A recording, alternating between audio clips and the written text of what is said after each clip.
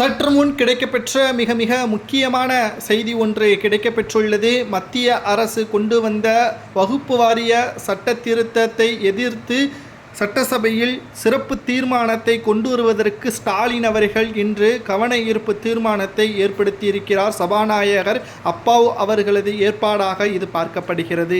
சரி, இது தமிழகத்தில் உள்ள சிறுபான்மையினர்களது ஆதரவுகளை பெறுவதற்குத்தான் இந்த ஏற்பாடு என்று எடப்பாடி பழனிசாமி அவர்கள் கூறியிருக்கிறார். நாங்களும் வகுப்புவாரி சட்டத்தை திருத்த சட்டத்தை எதிர்க்கத்தான் செய்கிறோம். ஆனால் மக்களவையில் திமுகவின் எம்எல்ஏக்கள் 40 நபர்களும் வேடிக்கை தான் பார்க்கிறார்கள். அவர்கள் அங்கு பாதி விலையில் கிடைக்கக்கூடிய போண்டா பஜ்ஜிகளை கேண்டீனில் சாப்பிட்டுவிட்டு அரட்டையடிக்கிறார்கள். அவர்களது பேசும் நேரத்தில் பேசாமல் மற்றவர்கள் பேசும் பொழுது குறுக்கே பேசி அவை காவலர்கள் மூலமாக வெளிநடப்பு செய்கிறார்கள். இங்கே சிறுபான்மையினருக்கு ஆதரவாக குரல் கொடுப்பதாக நாடகமாடிவிட்டு எங்கு குரல் கொடுக்க வேண்டுமோ அங்கு வெளிநடப்பு செய்யக்கூடிய ஒரு வேலையை தான் திமுகவின் கூட்டணி கட்சிகளும் உட்பட அனைவரும் செய்து வருகிறார்கள்.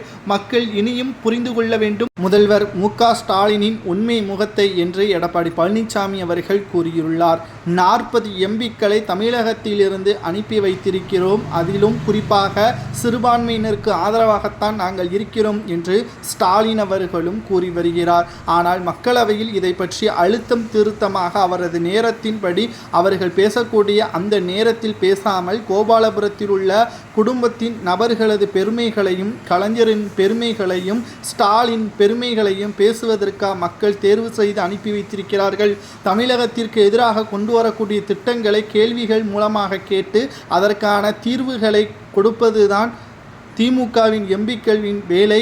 மக்கள் மத்தியில் நற்பெயரை பெற முடியும். ஆனால் இவர்கள் மத்திய அரசை எதிர்ப்பது போல் எதிர்த்துவிட்டு இங்கு சிறுபான்மையினருக்கு ஆதரவுகள் அளிப்பது போல் ஆதரவுகளை அளித்து சட்டசபையில் நாடகமாடி வருவதாகவும் எடப்பாடி பழனிசாமி அவர்கள் ஸ்டாலின் அவர்களை பற்றியும் திமுகவின் கூட்டணி கட்சிகள் பற்றியும் தெள்ளத் தெளிவாக கூறியிருக்கிறார்.